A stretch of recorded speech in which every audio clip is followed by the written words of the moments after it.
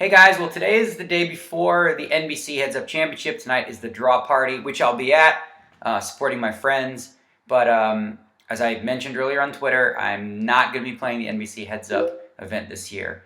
And I want to start by saying, first of all, like how much I love the event and how great I think it is for poker and how important it is for this event to be back on the schedule, especially in light of what's happened in the United States. It's really a good, solid thing. So why am I not there? Why am I not playing?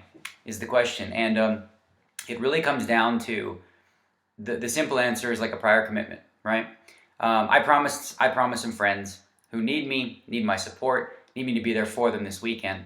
And they all understood. They said, go play, we'll be okay. But we talk about integrity, and what does that really mean? You do what you say you're going to do, right?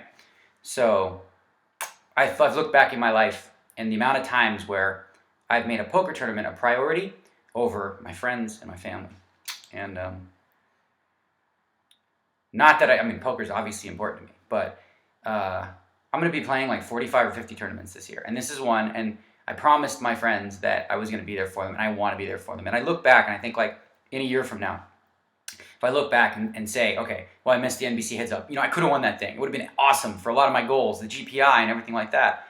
But in the same token, when I compare that to skipping out on my friends when I could share an experience with them and really be there for them, I don't know if I can forgive myself for that anymore. I feel like it actually was, I thought about it as being a difficult choice, but it ends up being a really easy one.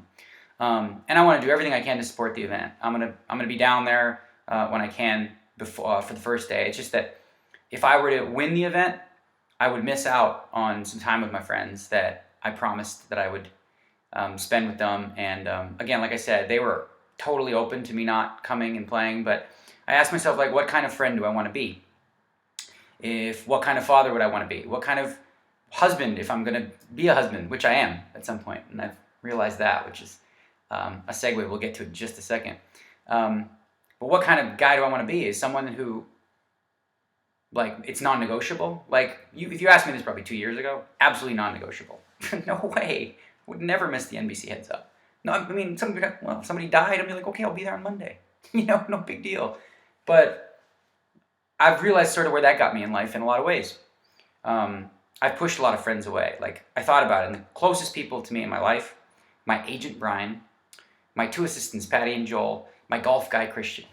There's a common theme there, right? I pay them all. So, not that they're not good friends, and I really love them all, and I believe genuinely that we'd be friends even if I wasn't paying them. But, just think about how that happened and how sort of I chose to kind of push people away and isolated myself. So, yeah, so, it's not, really, it's really not, the answer is as simple as, yeah, well, I'm not playing because I have a prior commitment. And that's the easy answer, but I wanted to dig a little deeper into, like, the reasons why. And really, it's a commitment to my friends. The friends that I have that are going to appreciate so much that I'm going to hang out with them this weekend.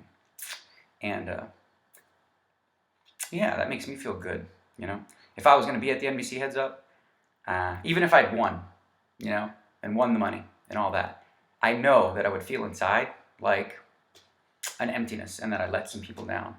And, I'm not willing to do that. So, yeah.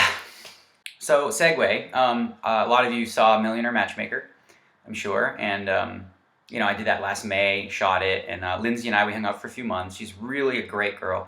She's really cool. We're still friends.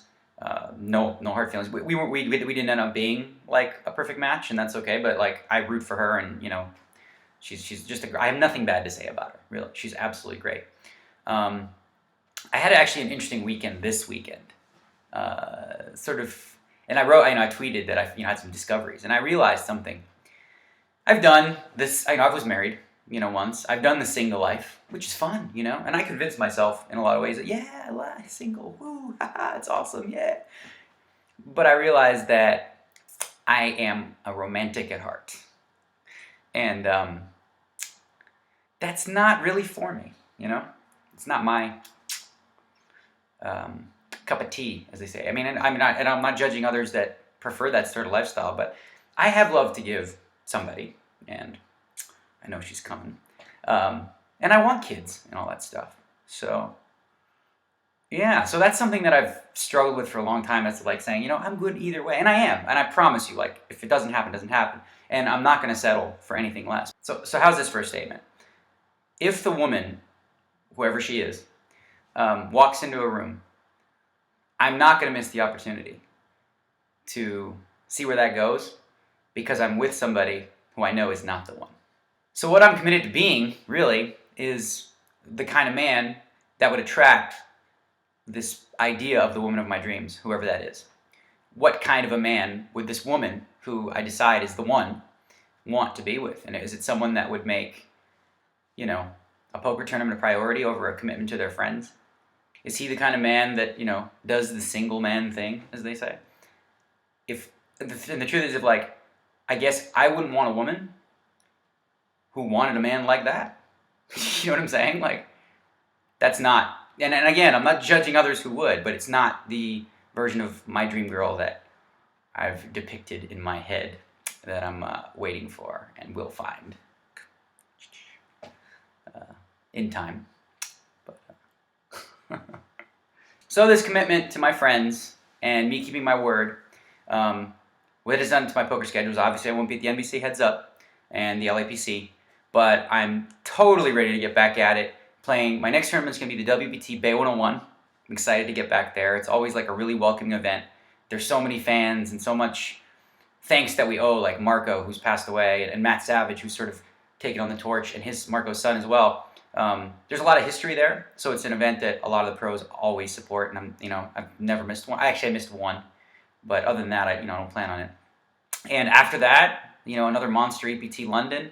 I'll be doing after that. I'll be on the road a lot. Then we're going to do Australia for the World Series of Poker Australia, or Asia, whatever they want to call it.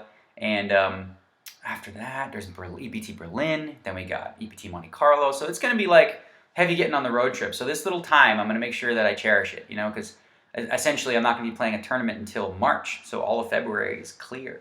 And, the second half of January was too. So I'm going to continue to try to get some biceps and some six-pack abs and all that stuff. But, it's a process. It doesn't happen overnight. It takes some hard work.